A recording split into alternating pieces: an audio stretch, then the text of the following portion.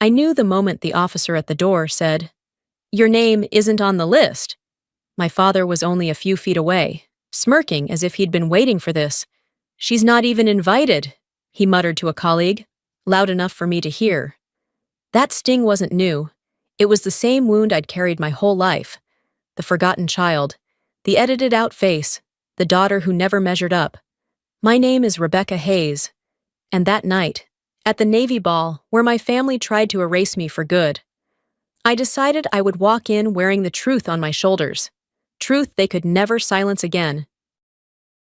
Military life meant moving boxes stacked in garages and new schools every other year. Mayport, San Diego, Yokosuka. Our lives were measured in duty stations and base housing.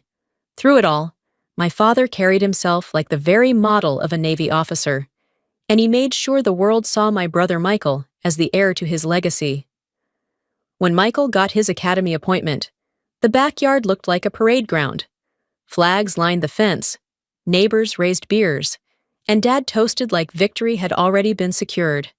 I stood in the corner with my own news, first place in a national cyber defense competition, but when I mentioned it, Dad offered nothing more than a distracted nod and the words, "That's nice, but not a commission." The way the crowd roared for Michael, and the way my accomplishment disappeared in the smoke of the grill, set the tone for years to come. What hurt most wasn't the absence of applause. It was the silence that told me, over and over, I would never be enough unless I fit his definition of a warfighter. That truth carved itself deeper one evening years later. I had just made lieutenant commander, orders still folded in my bag, when I overheard Dad talking in the kitchen with an old shipmate. "Rebecca's smart," he said, "but she's not a warfighter." He had no idea I was standing in the hall, hearing every word. That moment branded me. It wasn't anger that settled in. It was clarity. I stopped waiting for approval and began building a career in shadows where victories left no photographs, where I could excel without the weight of his expectations. That overheard sentence became the spark that pushed me to prove, not to him, but to myself, that strength wasn't only forged on the front lines. 3 days before the ball, I checked my inbox for the RSVP confirmation. Instead of confirmed, the message glared back. "Your reservation was canceled." I knew I hadn't canceled. I reread it twice, the polite tone of rejection twisting like a knife. Later that night, while scrolling through the family's group chat, I opened an attachment that wasn't meant for me. It was a seating chart PDF for the ball, names neatly arranged in bold letters, my parents, Michael, his wife. My own name struck through with a red line. No explanation, no accident, just erased.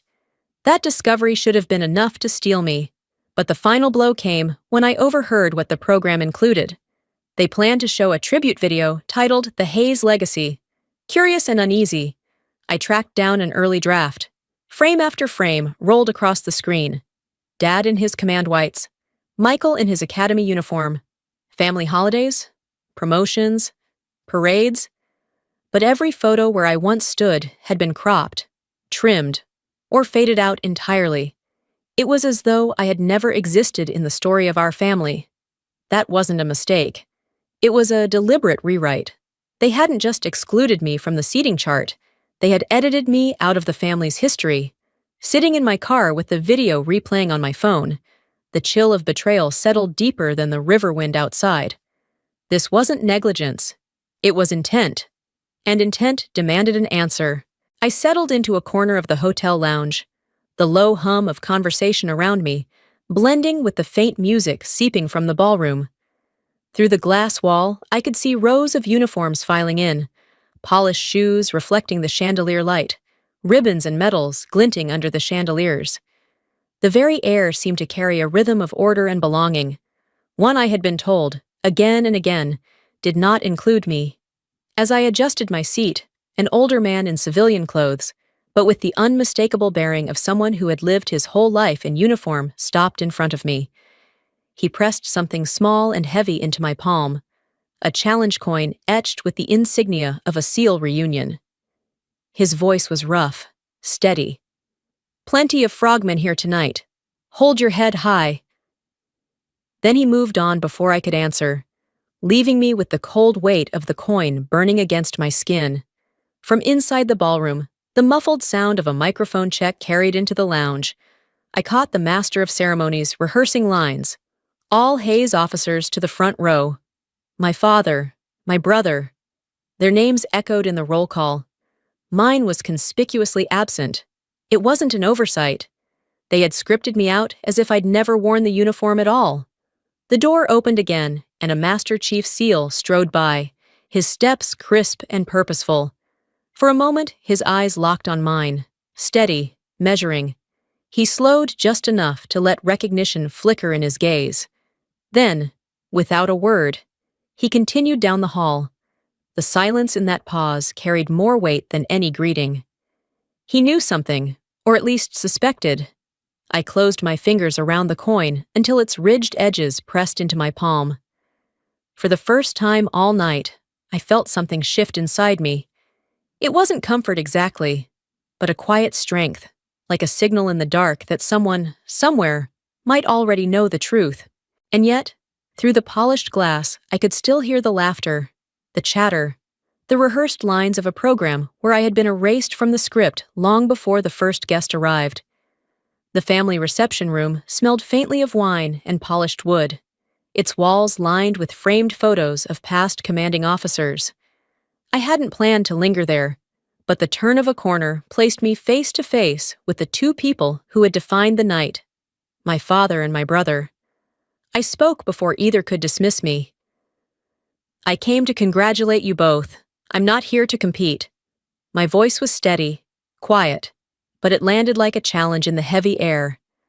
My father's reply was immediate, clipped, and cold. You chose computers, not combat. Out here, there's no seat for outsiders. He didn't raise his voice, but his words cut with the certainty of someone who had rehearsed them 100 times. Michael shifted uncomfortably, eyes flicking from me to our father. At last he leaned closer, his voice lower, uncertain. It was her. She changed your RSVP. Mom didn't want the fuss. She thought it would be simpler. The meaning hit with the weight of steel. My stepmother, the one who had always smiled too brightly at me, had gone into the system and quietly turned, confirmed, into canceled. I turned my gaze back to my father, searching for denial, for outrage. He offered neither. Just a long exhale, shoulders heavy with resignation.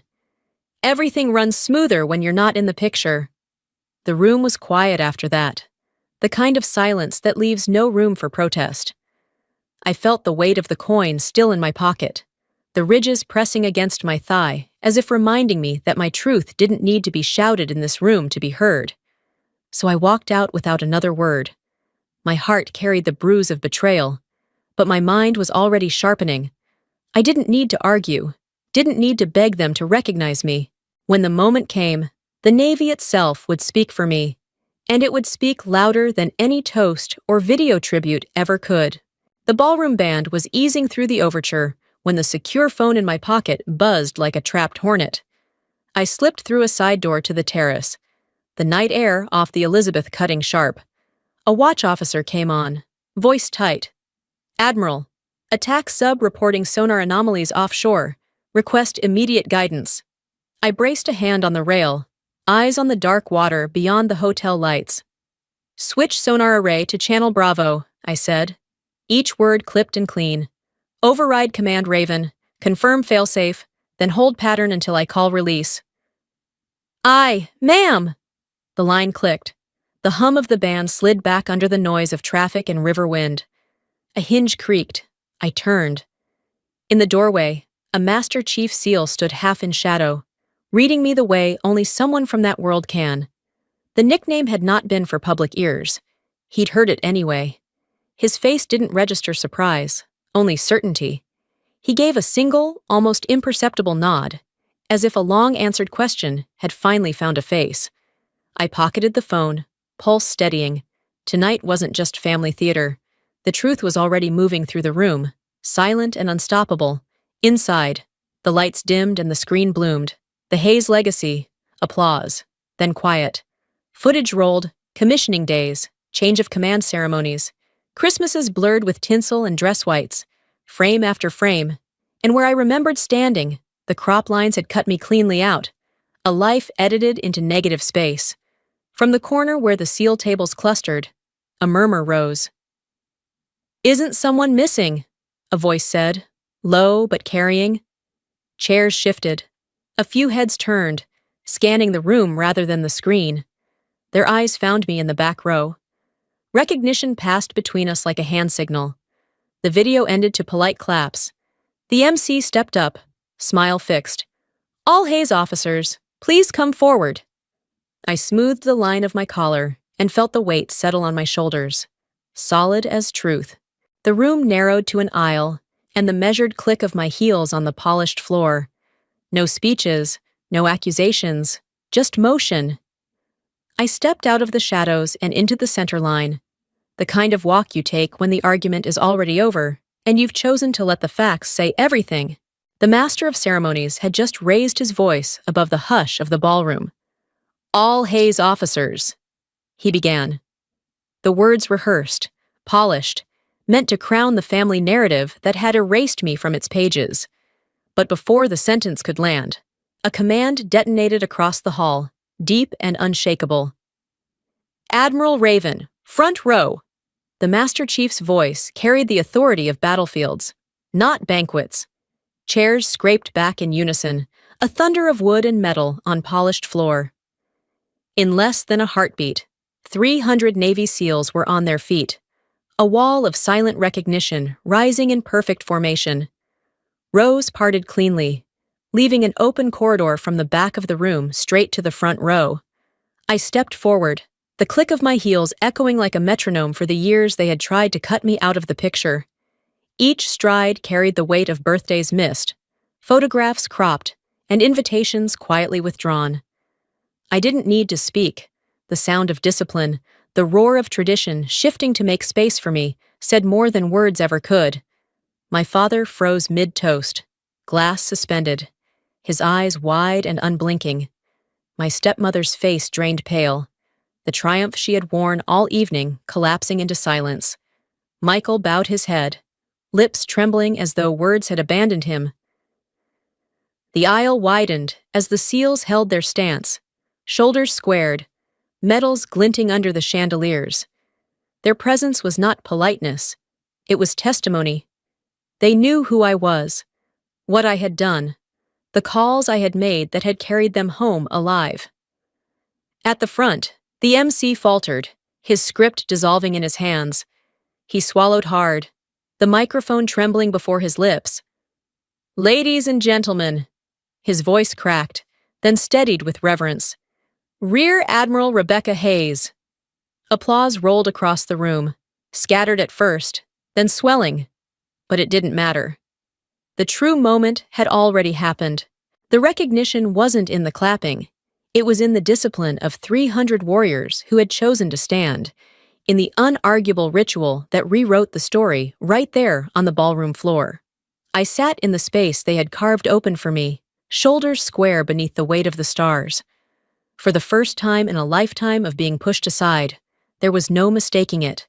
The silence, the stance, the thunder of those chairs sliding back. Together, they had already declared the truth louder than any family legacy ever could.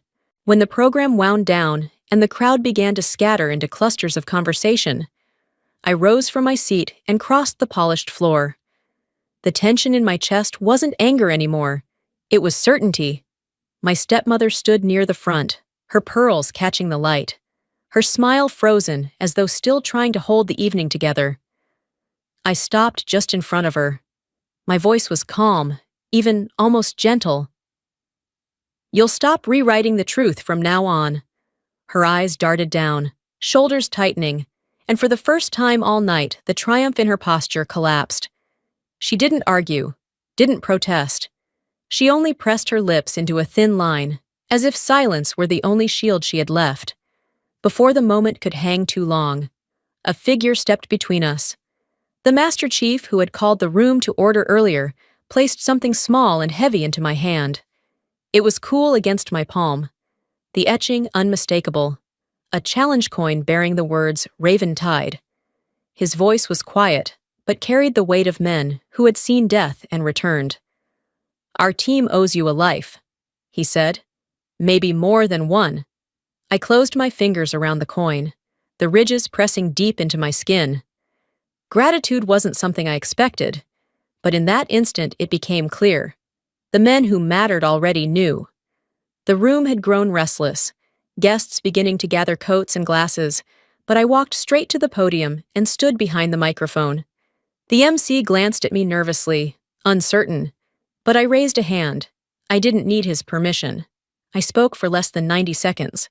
"I won't recount medals or list operations. Tonight isn't about me. It's about the people who keep the fight alive but are rarely seen. The engineers who patch a system before it fails. The medics who steady a bleeding hand in silence. The intelligence analysts whose work saves lives without ever being named. The logistics teams who move mountains without applause. These are the invisible victories that hold this Navy together." I let the words hang, not rushing to fill the quiet. This uniform isn't only worn in the spotlight, it's worn in shadows too, and those shadows deserve to be honored. For a beat, the room was hushed, the kind of stillness that pulls every breath into the same rhythm. Then it happened, the twist no one scripted. It wasn't just the SEALs this time. From the vice admirals with rows of ribbons to the youngest ensigns, barely past commissioning. The entire hall rose to their feet, chairs scraped back again, not with shock, but with resolve. They didn't stand for me. They stood for the faceless, the unmentioned, the people whose stories never made it onto glossy family videos or carefully curated programs. And in that moment, the applause that rolled like thunder wasn't about the daughter they had once tried to erase. It was about everyone who had ever served in silence and been forgotten. The ovation swelled, and I stepped back from the podium, the challenge coin still in my hand. It felt different this time, as though the weight of years had shifted from my shoulders onto the room itself. For the first time, recognition wasn't pointed at me as an exception. It was cast wide, where it had always belonged. Months later, I drove down the familiar streets of Chesapeake, the winter air sharp enough to sting my cheeks as I pulled into my father's driveway.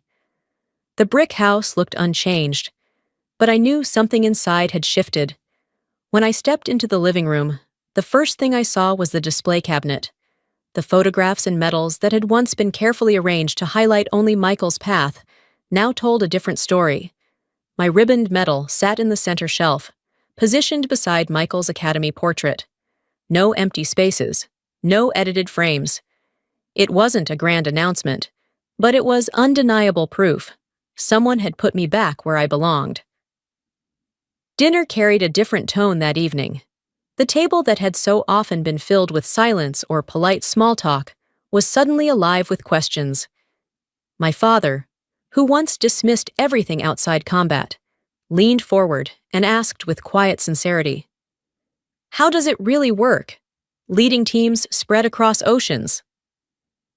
His voice wasn't skeptical. For the first time, it was curious. My mother listened intently, nodding as if every detail mattered. The atmosphere was softer, cautious maybe, but real. Michael sat across from me, his fork resting against his plate, his eyes avoiding mine until he finally spoke. "I spent my whole life trying to stay ahead of you," he admitted, his tone more vulnerable than I'd ever heard. "But the truth is, I never could, and I've realized I don't need to." His words weren't heavy with defeat, but with relief, as if laying down a burden he'd carried far too long. I smiled, not with triumph and not with bitterness. It wasn't about winning. It was about finally breathing without the weight of comparison. I told them what I could, and I drew a line around what I couldn't. Some stories would always remain locked behind clearance, under the shadow of the name Raven. I made that boundary clear, and for once, no one pressed beyond it. They nodded, accepting the silence as part of the truth. Later that night, I slipped back into my car, the headlights cutting a narrow path across the Chesapeake dark. As I crossed the Jordan Bridge, the radio crackled with a news update. A submarine had returned safely to port after a successful patrol. I gripped the wheel, the hum of the engine steady under my hands. The words weren't meant for me, but I knew the quiet fingerprints of my work were somewhere in that success. I didn't need a headline, a toast, or even the medal glinting in my father's cabinet. The greatest recognition had already come the night I walked into the ballroom in full dress whites, 3 silver stars on my shoulders, without asking anyone's permission to exist. My family was only now learning to put the truth back in its rightful place. But for me, the truth had never waited on them. It had always been mine to carry,